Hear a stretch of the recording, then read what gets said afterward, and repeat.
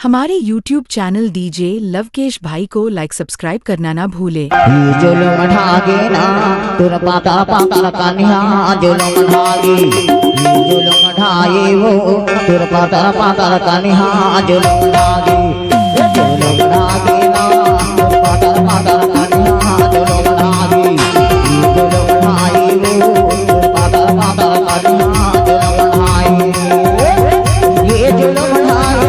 ये जुलम ढाए जुलम ढाए ये जुलम ढाए